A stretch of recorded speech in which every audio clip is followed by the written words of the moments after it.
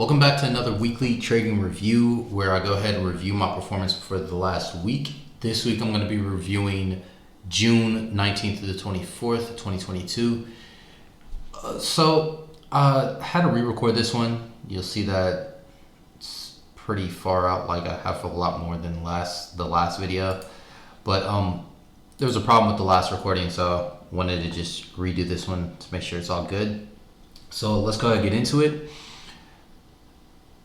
So for this week, account closed at minus 0.53R, and I had 1 win, 2 losses. It was not my best performance week. I was out of focus and dealing with issues outside the trading. Clearly from the notes, I can see it started off great though. I believe this week I took my first trade on the funded account, right? And it was a really great trade, but just wasn't focused. I was dealing with a lot of problems outside of trading at that time. And I happen to know and reaffirm that even in states of deteriorated emotional performance, I'm still able to properly manage risk and avoid needless positions. I will say it would be worthwhile to take a step back during these periods of time. So something that I'm actually currently definitely working on is giving myself more breaks when it comes to trading. I usually just do a ton of work, and I typically hate taking breaks, to be honest with you. But it's definitely something that I need in order to remain focused and actually get the performance I actually want to have when it comes to my trading, so I can progress properly, right? And not have terrible things happen on the things that I built up on. So let's go to the first trade. Euro AUD. Euro AUD was a liquidity pool play. I noticed it on the daily time frame. My primary intention of the entry was below the liquidity pool, which was between 1.5198. So I was conservative with the stop placement because the next support level was too close for comfort of the thrust candle. Unfortunately, I was hesitant to place the limit order here. Important to know, I was anxious outside of trading, like during this time as well. What did I give up with the price action entry instead of the limit entry? Okay, so at this time I was dealing with the problem of canceling my limit orders, which I developed this full system for limit orders. It took about a year to do that, and I wasn't trusting it. So I would set a limit order, then the next day I would cancel the limit order. I said, okay, I'm gonna just set an alert and wait for price action, and that's what I was doing here. And I actually gave up some profit by doing that. It was about, if I'm reading this correctly, 0.87R, right? No, I gave up a whole 1R. No, okay, yeah, that's why there's an equation here, Dakota. Let's read it correctly. All right, so I gave up 0.52R, right? So if I had set that limit, I would have another 0.5R. For the trade, if it put potential for the trade. I should think that was the actual ended up profit. Yeah, that was the actual ended up profit for my early closure because of stop loss being hit. I adjusted my stop, moved it up in profit, which we'll see here. As a matter of fact, that looks like it's difficult to see. So let's open it in the pane. Okay, so here, this was where my original entry is, and where that white line is basically where my limit order would have been, but I waited for rejections there and for price to push up. So as price scaled up and got to the top of the zone, I went ahead and moved my stop here first, and then I adjusted here after it broke another level. And it was just looking to protect profits there, so my stop was in profit, but it stopped me out right before breaking outside of that area, that liquidity pool area that I identified. So that's how the trade ended up going out. And actually on review, I did have a question as to should I be aggressively trailing my stop in that situation. And after this, there's actually a few other liquidity pool plays that I ended up noticing, hey, I'm trailing my stop a little bit too aggressively. I should hold back on it if I'm seeing these certain things. So it's another nuance added to that specific play. So let's go to the next trade. And also, that's the review notes on any observations I saw, and basically what I just broke down. The screenshot's just there detailing where I was noticing those things. And then review notes are notes that I'm making after the fact. Basically, these notes that are on the screenshot just here so I can search it in this program a lot easier. And then these trade notes are just notes that I made day by day, right? So when I'm doing my daily plan, evening review, and those are everything that I'm saying, okay, the day closed like this, I'm looking for this tomorrow. If this happens tomorrow, this is what I'm gonna do. Just a play by play on what I'm actually doing. Now, I will also say my process for the weekly trading review has substantially changed from what it is now. Here, it's just open-ended. I'm just typing out everything that comes to my mind in the setup or in the scenario, in the trade. But now I have a systematic set of questions that cover, basically intended to cover all aspects of the trade, so I can do it in a more uniform way and not just be bogged down in a ton of words when I come back to review it in the future. Okay, so ADJPY, one of my favorite setups, the channel play. Position was taken arbitrarily based off on previous tests of channel. So what that means is I was just looking for a price action reaction off of a price. I was looking for price action off of the channel that I was looking to trade off of. Target for channel play was overextended. Target currently needs to be low of channel.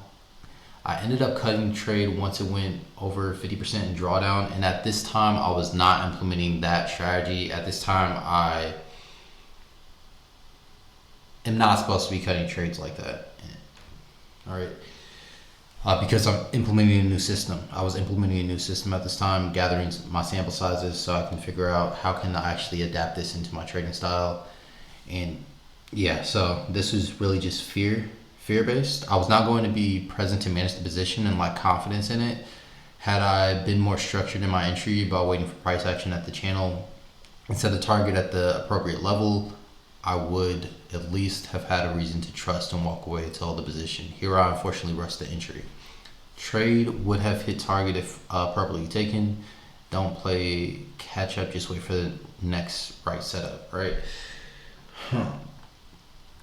So I misspoke up here earlier. I said I waited for price action, and what I actually wrote down is correct. I arbitrarily entered, it appears. I see, yep. Let's go ahead and do this again too. Oops. Wrong thing. Pain.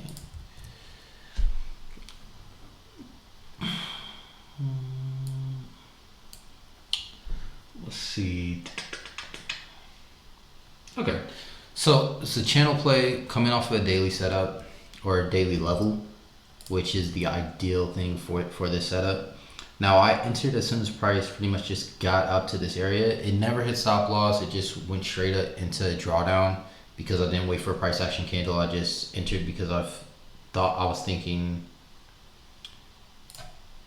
I missed the setup, because originally the channel was actually off a little bit. It was actually up a little bit more, showing that the break came earlier than what I have currently, right? So I believe at this point I hadn't studied this channel setup as in depth as I know it now, and I wasn't being uniform in the way that I was identifying channels. So I was kind of letting the trend lines form however they wanted to form, like just drawing it, how can I say it, lackadaisical.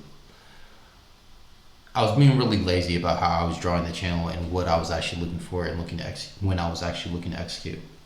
So now that I've established that, I went ahead and readjusted this after the fact and saw, okay, this is my price action candle that I should be entering off of. And if I do get an earlier entry, it's going to be off the limit of this low here. And my stop is going to be just above this area on that thrush candle here. So stop is a little bit too tight. It should be just above that candle for the adjusted version. But anyway, I took the position, price went straight to drawdown, and I believe I was about to head out to gym. I went ahead and closed it. My target also was at this daily level instead of at the low of the channel, which is where I target for these channel plays. So that was also shifted. So it was just a really kind of just lazy execution on that setup there. And again, taking into context, I was really anxious at the time in general. Just giving myself a bit of grace in that scenario, but also recognizing that there's a problem that I need to fix when it comes to that, which I have fixed. I actually haven't seen that setup in quite a while. No, I saw it a few weeks ago. All right, Thursday. Dollar yen setup had 5 legs, not 3. So for the setup, it's a basic JCP. It's my what I call a JCP setup, and what I look for is 3 corrective legs. So just 3 minor trends. So if I find the setup on the daily time frame, I'm looking for 3 minor trends to be up on the. You can say hypothetically 3 minor trends to be on the hourly time frame. I can word that a bit better. Let's bring up an example. So open a new pane. I wonder if there's a way, if you guys know how to code, if there's a way to make these pictures clickable and bring up like I had on the other thing, which you guys haven't seen yet, but if there's a way to make these clickable and have it come up as a preview, or even clickable so it's like the rest of the links and can open up in a new window. So if I right click it, let me bring up an example. Let's do this. So if I right click this, it comes, I get options, right? So I want the image to actually be clickable as well. So if I right click that, I can get options to open it in a new pane as well. So right click it, it opens up in a new pane. There's a way to code that. Definitely go ahead, let me know, and I'll go ahead and add that. So it's easier to flip back and forth. All right, so here, setup was basically just looking for test off of this last high pre-break. After price broke above this daily level, I was looking for a round of retest and price to tag this level and continue pushing up. At this time, I was also dealing with the issue of setting my stops pretty tight as well. So that is a major flaw here, definitely. But also, even if I did have my stop in the appropriate place, which for me in this situation, it wouldn't be taken, right? Yeah, may not take that trade.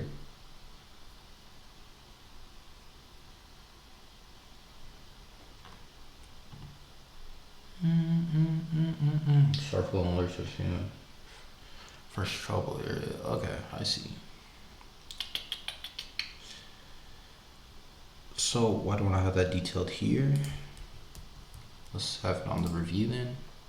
So I was paying attention to the first trouble area, and if you guys follow Trader Dante or have studied his material, that's pretty much that's a large kind of where my system has shifted to at the moment. But first trouble area was this level for me, or at least the next trouble area that I was paying attention to was this level here, and price failed to like close above there, and I wasn't even paying attention to that in the moment. It wasn't in my decision process, so I wasn't considering that level at all. But that could have been an opportunity for me to actually get out of the trade a little bit earlier after it failed that level. Other than that, I mean, just waiting for the actual setup instead of the 5 legs on the buy could have shifted how this trade ended up for me. Start pulling. So yes, that's done. That's actually something I need to add in my trading journal, or not journal, but trading plan.